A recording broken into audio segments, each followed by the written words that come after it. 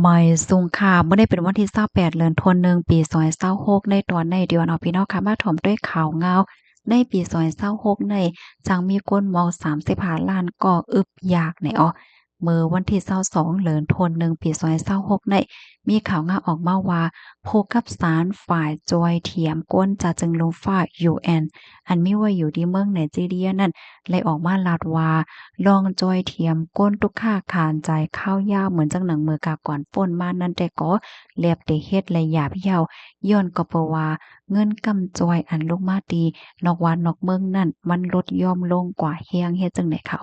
ก้วยกาว่าลองอยู่สร้างกินเศร้าก้นหวานก้นเมืองบางตีได้ได้ก็มันอำไปลีขึ้นมาสิยาก้วยมกาอันโหลตั้งจอยเทียมได้ซ้ำเตื้อเพิ่มนำมาเทียงให้ไหนคะเมื่อหนังเงาลายอันเกิดขึ้นเป็นตั้งปอตวนจึงห้องวันออกของเมืองไนจีเรียนั่นค่ะ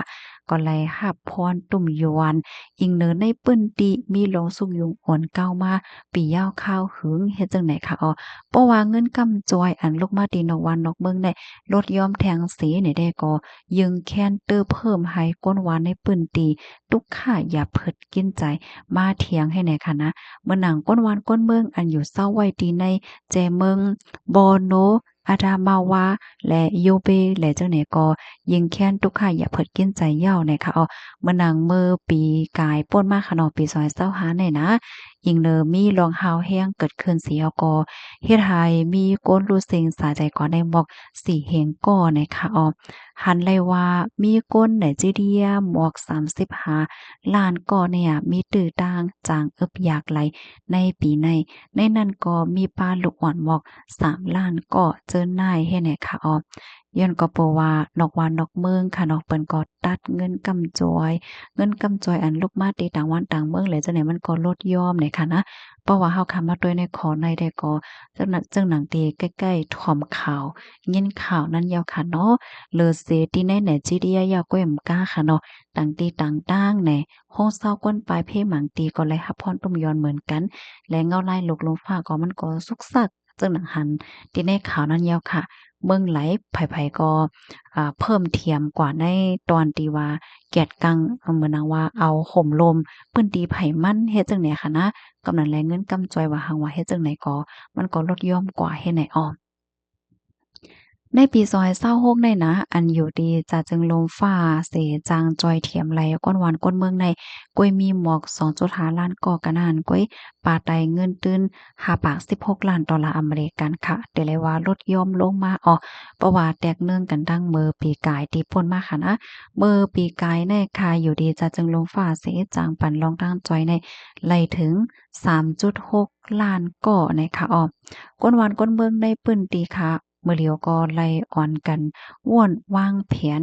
ย่อก็มีลองหางเฮียนค่ะเนาะว่าได้เป็นลองจัดการเงินตื้นได้เอิ่งวานปื้นดี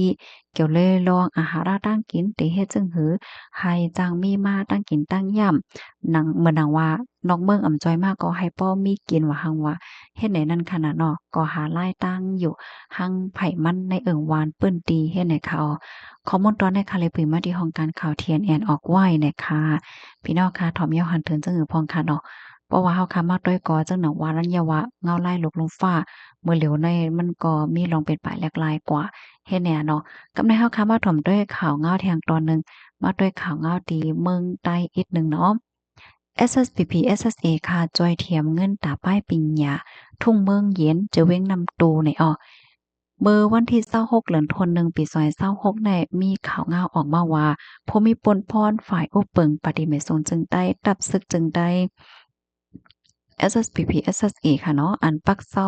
ตรงหนึ่งไหวในนาดีจะเว้งหมาย17ทุ่งเมืองเย็นจะเว้งนำตูเจตอนหมาย8นั่นค่ะเข้าโฮมปางกลมป้ายปิญญาลักสุดใหม่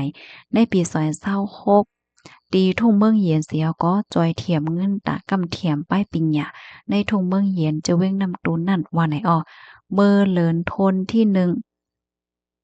วันที่25ข้าวยามวัยวัน1โมงเนาะต่อปอฮอดถึงวัยวัน3โมงนั่นค่ะ ตามโตเกียมโพจัดการเจตวนหมาย8อ่อนโฮก็มาเตเจตวนเสียก็เลยกว่าเข้าโฮมปังกลมป้ายปิญญาลักสุดใหม่อันจัดเฮ็ดดีวัดยองเจยาสุขาเมืองเย็นนั่นแหละไล่กำเทียมเงินตาป้ายปิญญาในทุ่งเมืองเย็นสร้างเงินได้33เรียกว่า3ปาก30เสียนกยาบว่าไหนคะอ๋อปางกุมป้ายปิญญาในมีสังฆาเจ้าอ่อนโหจุ้มป้ายปิญญาฝ่ายโอเปิง SSP SSE ในทุ่งเมืองเย็นได้เอาจันเจดอนจันเจดอนต่อป้อฮอดถึงกรรมดีวานจุ้มเอิงโคมทั้งเซ็ง81ก่อเสียก็จัดเฮ็ดกว่าตีวัดเกี้ยวจะยาสุขาเมืองเย็นแลเปิงลงได้ก็เลยปินปลายอุบโอ้กันกว่าลองป้ายปิญญาเล็กไล่ใต้อันเดเขิงปองกว่าข้าวตั้งนานนั่นว่าไหนคะอ๋อหนังฮือก้นหนุ่มใต้ป้อเตลงเรียนเล็กไล่ป้ายปิญญาโกภาษาโกป้ายแลอีกป้าลองใต้ปืนใต้การแยงแยฟิงทุ่งใต้เจ็มเจอนั่นอยู่ดีของการฝ่ายป้ายปิญญาตั้งปาฏิไม่ทรงจึงใต้ตับซึกจึงใต้จังไรคัดใจก้องสารโจมจุ้มฝ่ายป้ายปิญญาละลายปืนตีอีกป้าในเมืองนอกเมืองเสียก็ปกป้องปันป้ายปิญญาก้นหนุ่มใต้ให้ป้อคึดกาบคึดจานขึ้นใหญ่กว่าในข้าวเมื่อนาแลคัดใจปันป้าก้นหนุ่มวันเมื่อใน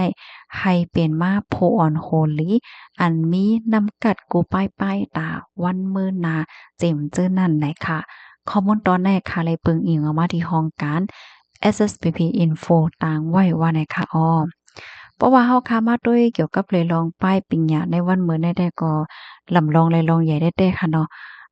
เฮียงเลยว่านั้นไหนเฮาขาดด้วยไรดีลองออกข้าวตังมื้อเหลียวในค่ะนะว่าได้เป็นเครื่องเฮ็ดกาแฟเลยจังได๋แน่เขาเอาเครื่องมันมาตำให้เพราะว่าเฮาค้าใครกินกาแฟค่ะเนาะใครกินกาแฟมิ้วหือเซียนหือในเฮาโหลเลยก็เต๊กๆๆเหี่ยวก็มันเครื่องเนี่ยมันเฮ็ดปันหังก้วยเฮ็ดจังได๋คะเหี่ยวก็แถงอันหนึงได้ค่ะนะ โค้งลือเศร้าขอแต่และเจ้าเนี่ยก็บางตีๆเนี่ยมันมีก้นยาวเนี่ยค่ะเปิ้นก้อยได้มีเคิงตำวางไว้ปันเพราะว่าเฮาข่าวกว่าถึงยาวเฮาก็เลยกว่าเช็กอินหังก้อยค่ะนะข้าวใส่หมอหอมหลอมม่วนในอกในใจหังก้อยก็เหลียวค่ะเนาะว่าโอ้ป้อมโฮลีคำติคือหน้าเฮ็ดไหนค่ะนะ